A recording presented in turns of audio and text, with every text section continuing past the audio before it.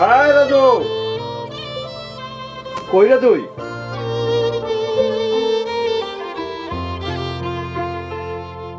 আসসালামু আলাইকুম কাকা। ওয়ালাইকুম আসসালাম।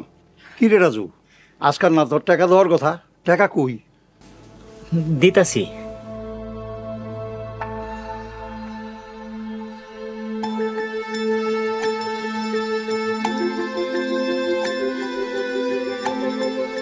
এটা তুই কি দিতেছস?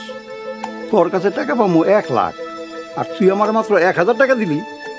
হ্যাঁ দেখ রাজু, আমার লগে কিন্তু তোর টাল টিপেটি করা চলবো না। আপনি তো জানেন কাকা, আব্বা বাইচা থাকতে তো আমাকে এত অভাব ছিল না। আব্বা মরে যাওয়ার পরে আমি এখন দিন আনি দিন খাই। একদিন কাম করলে 3 দিন কাম পাই না। আমার নিজেরই চলে না, ঋণ পরিশোধ করুন কেমনে? এটা তোর মরা বাপের যে জিগা, তোর বাপে টাকা না দিয়ে মরলো কেন? দেন কাকা, আমার মরা বাপরে নিয়ে কিছু কইবেন না। আপনি টাকা আমি পরিশোধ করে দিব। ঠিক আছে, তাহলে 1 টাকা দিবে আমারে। এখন কেমনে দিব? এখন তো আমার কাছে কোনো টাকা নাই। টাকা যদি না দিতে পারোস তাহলে এই ভিটা বাড়ি ছেড়ে দে। কি কোন কাকা, 1 লাখ টাকার লোক ভিটা বাড়ি লিখে দিব? তোর আমি 1 মাসের সময় দিলাম, আগামী 1 মাসের মধ্যে যদি তুই আমারে টাকা দিতে না পারোস, পরে বাড়িঘর কিন্তু আমি নিয়ে নেব। কথাটা তুই মনে রাখিস।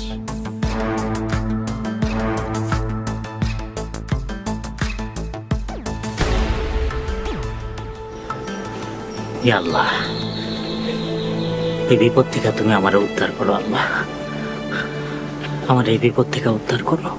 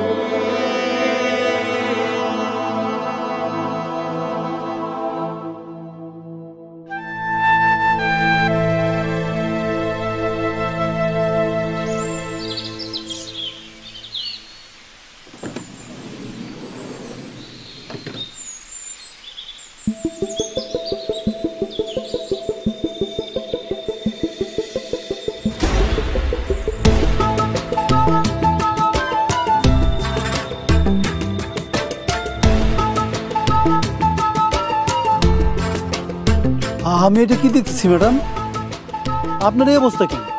কইছিলাম না গরিব হয়ে যামু, গরিব হয়ে গেছি। আপনি দি আমাকে মতো কথা কন। হ, আমি সবই পারি।